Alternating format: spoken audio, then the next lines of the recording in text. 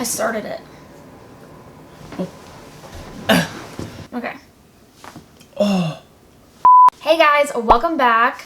So today we have Jackie here. Yep, I'm here. We haven't done a sit-down video together in a while. I don't know when the last one was. We haven't.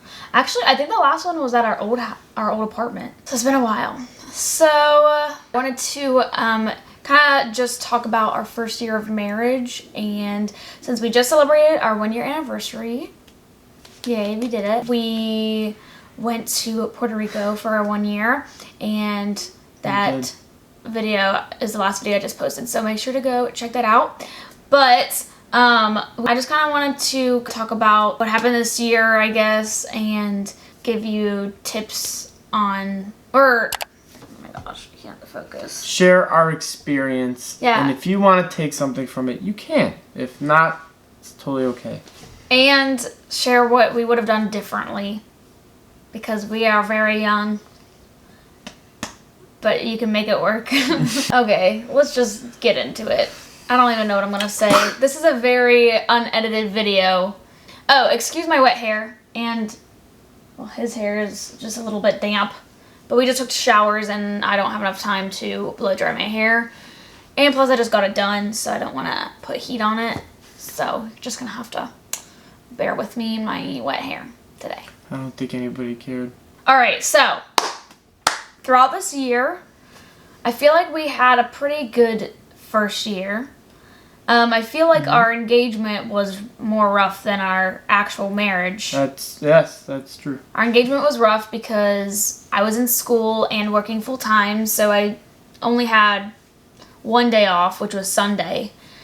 And Wednesday I had off of work, but I didn't have it off of school, and we had youth group that day. I didn't really have that day off because I was going to do stuff. So we didn't really see each other much when we were engaged. Also, the stress of planning a wedding and working full-time and going to school and figuring out everything was just a lot. So this year, I feel like we didn't really fight a lot or argue a lot. I don't know. The main things were just kind of like small things. Which is bound to happen. Yeah, if you don't have little arguments here and there, I feel like, are you even in a relationship? Because that's just how it is. It's natural. It's just natural. And I heard one time someone said, like, if you aren't having arguments, are you even talking to each other? Because you're human, and you know, you're two different people, and you have different thoughts and different ways of doing things. So if you're not having arguments, disagreements, yeah, you are even talking to each other, because it's just bound to happen. So having little arguments or disagreements is a good thing, but it's how you handle it that is the important thing. Throughout our first year, we moved. So we stayed in our first place that I was living in before we got married, and then we moved in December, which I have a vlog all about that. And yeah, this is our place. I still have yet to film a apartment tour because honestly, I just wanted everything. There were still some things that I wanted to get done before I did that, and I feel like I did all those things, but now I want to put some patio furniture out, so I'm probably just going to hold off until that's done and then do it. So we moved into an apartment, but other than that, I mean, no big things happened. Like, we didn't have a baby, we didn't get a dog, unfortunately. It's not that we just can't have a dog. Our apartment complex doesn't allow dogs, but I'm trying to figure out a way to get a dog. Yeah. He stayed at his same job, I stayed at my same job. I graduated cosmetology school, and ever since then, I've kind of just been having the same schedule, which has been nice because we both have Mondays off and technically Sundays off, but his Sunday is technically a work day because he gets up early and goes to church early, and then we don't get out until like 12-ish, but then after that he's like free. But yeah, Mondays are like our days off. Saturday I work and he doesn't. Something that I wish I would have done or that I would have done differently is maybe have more time together, like just us two, because I feel like on days that we had off, we were like together, but really our days off is like kind of getting ready for like the next week. So it's not really like we're doing anything relaxing or we're like going on a date, because Mondays are our days off together, but this is literally our schedule on Mondays. Get up, drink coffee, read our Bibles, go to the gym, go to the grocery store. Mondays are my uploading days, so I usually am editing for quite a while. And then I was having Bible study for a while, so then I would go to Bible study, and by the end of the day, we weren't even like doing anything together. Like, we didn't really have time together, just like hanging out. Saturdays now, I work at a restaurant, so usually like the weekends are our busiest time. So I'm actually starting to do wedding makeup on the weekends. So I am going to be starting to do like weddings on Saturdays in the morning, and then having like my nights off, which is really nice because even though I work in the morning, it'll kind of be like I get my night, which on weekends is really nice to have nights off, because it actually feels like it's a weekend because, you know, everyone else is off. Where Saturdays is usually like my weekday. Yeah, so I would just say prioritizing more time. I know, especially being young, you might not have a lot of money, so working is a big deal for, you know, when you're young and married, because you need to work to provide and make money. But we're very blessed to honestly live in a place that is pretty cheap, or live in like a state that's pretty cheap, an area that's pretty cheap, because Besides gas. Yeah, besides gas, but that's everywhere. Gas is so I think expensive. we're like one of the worst though. Well, great. Yeah, gas is like $5.15 right now. So that's We're gonna look fun. back on this and laugh. Hopefully. But yeah, so like the area that we live in is really cheap, so we're able to like save money right now. But I definitely like had a mentality of I just need to work a lot so that, you know, we can pay bills and stuff like that. Whereas his job is salary, so it's not as like demanding, I guess. But nonetheless, the Lord has blessed us this year for sure, and when we've been able to save some money and stuff like that. But yeah, so that's kind of like my experience, and like the one thing that I would change. I'm gonna try to think of like another thing, or another thing I would have done differently. But I'll let him talk right now because I always talk a lot when we film videos together. Well, I have two things. Well, first thing I would, excuse me. The first thing I would say that I wish I would have done better was love her the way that she desires to be loved. Love languages, though, that's kind of like, it's actually legitimately what they want and how they want to be loved. It's not called love languages for no reason. And her two are like acts of service and gifts. So those are the two that stick out to her as like the way that she feels loved, where mine is quality time and physical touch. So we're like opposite spectrums a little bit. I have quality time. I think it's like your third, probably. Well, her quality time looks a little different than me. Her quality time is like she'll do her YouTube, and if I'm just in the vicinity, that's quality time for her. Where for me, it's a lot more intentional and a lot more personal than that. But that doesn't mean she's wrong for that, wanting it that way. So for me, for a while, it was just hard to adjust. It's hard. It still is, you know, a little difficult to adjust, because the way that I want to be loved is how I just imagine that she wants to be loved, because that's how I operate. But that's not entirely true.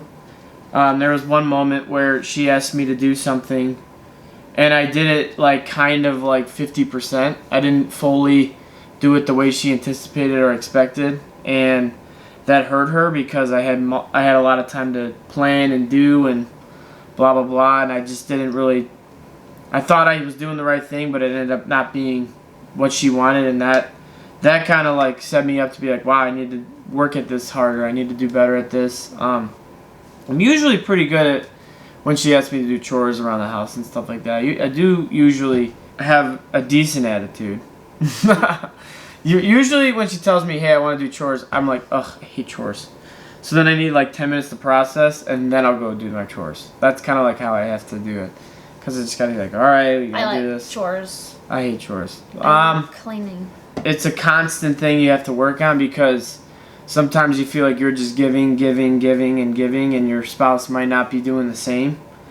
But at the same time, you know, more than anything, I want to see her thrive. I want to see her happy. I want to see her feel like she's appreciated in our marriage. And it's not wrong for you to want the same, but don't stop doing what you're doing just so that you can get love in return so that they'll notice more.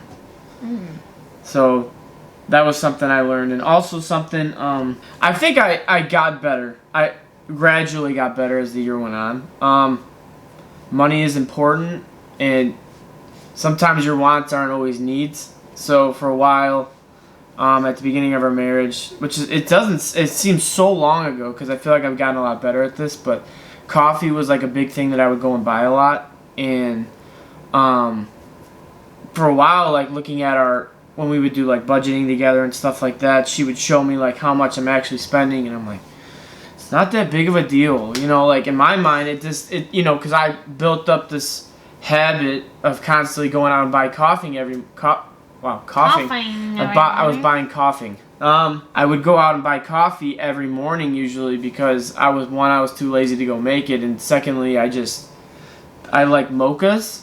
So I haven't. He's fancy. He's way fancier. I just like, so for me, like, I don't know. I guess I really didn't like teach myself how to make one or really look something up to like, hey, maybe I could bring a solution out. But I was just constantly spending money on drinks that, you know, I don't necessarily need all the time. And you know, and for a while I just kind of was like, I was nervous to trust her with my money because I'm sure she felt the same. Because I want to buy my things, but I wasn't thinking us focused. I was only really thinking me focused. Because it's hard to, you know, because when you start making money and you're by yourself, you're alone, you know, you finally start to do what you want to do a little bit, and it kind of feels nice to be able to do that. And even when you're engaged in dating, you know, yeah, it's good to have money for when you guys go out and, you know, pay for her dinner, pay for blah, blah, blah. You know, that's what you're supposed to do as, I think, as a man. I mean, it's different. If you have different opinions, it's fine. But for a while, I struggled to adjust to paying for things. But recently, I've been kind of like, I don't want to. Is it worth spending this money for that? That's kind of like how my mindset's been, and I felt like she's kind of been more the spender than I have in some respects. But that's not a bad thing. But I think I'm learning like what's super important for me in like this specific time, and I know for us, like, we want to be able to buy a house, we want to have kids, you know, we want to do certain things. So saving money is a priority right now, you know, and we're young. We're at the bottom of the food chain when it comes to work a little bit and money, and you know, we're gonna have to work our way up. But I think, you know, saving money, being intentional about that, you know, realizing that it's us focused, not me focused, is something that it really was like hard for me to learn that, because I just was always told like, you're just a spender, you don't ever save. And for some reason, for me, I felt like some of the decisions I made in my life, I was saving money, but when I really look back on it, I wasn't saving money. I was saving enough money just in case something happened, but other than that, I was spending the rest of my money, you know. And I got myself in a place where I was just stuck in that. And, you know, though sometimes I would get mad at her for sharing certain things with me or feeling like I was belittled because I was spending a certain amount of money, that's not because she was saying anything wrong. It's just my mindset when she was telling me. Those are two things that when I look back on, I would wish I would have done better. Obviously, it's going to be a continuous battle because those are things that, you know, that aren't going to go away. Especially when we get older, we have kids, and, you know, if I want something, you know, it's like, well, what does my kid need? That's going to be a hard adjustment. But anyway, those are two things that I think that I, looking back on, I wish I would have done better. But I feel like I am getting better in some respects. So. Yeah. Yeah, I feel like money is hard getting married because, well, depending on, like, your view of it, because I know some people don't ever, like, merge bank accounts or whatever, or, like, have the mindset of, like, my money's my money, your money's your money. But in our case, we believe that, you know, when you get married, the two become one, so what's mine is yours, and that Lily does not like. That also is something that I wish I would have done differently, but I also feel like that's every person, like, that gets married, every person struggles with that, hopefully. I guess also I grew up kind of with the mentality of, like, what's mine is mine, and I'm, like, no one can take that from me, and, like, I'm not supposed to share, and all this kind of stuff. So that was hard. It's hard still to kind of, like, not share my money, but yeah, like, I guess if he needs something or wants to buy something, which we usually do, like a shopping spree every couple of months, so, like, we each get the same budget. But we do. But at the same time, it's like, on the other end of things, where, like, whoever makes the more money, it's like, okay, well, I don't want you to buy that because I'm making the more money, so don't buy that, or whatever. And that's hard because you can't have that mentality in marriage. You can't be like, well, I'm making more money, so you can't do that, or you need to make more money if you want that, blah, blah, blah.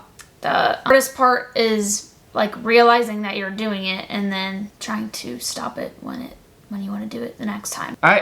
This kind of like dropped on me when I was thinking about it, but this is something that I want to kind of like give her a little bit of praise for, because this was something that I noticed in our marriage that she continually got better at. But something that my parents instilled into me was tithing, and it's a biblical, almost like, I don't want to say it's a demand, but it's like something that's biblical, that's supposed to be a part of your life, especially if you're in the church and you're a member of your church. Like, tithing is a way of giving back to the Lord.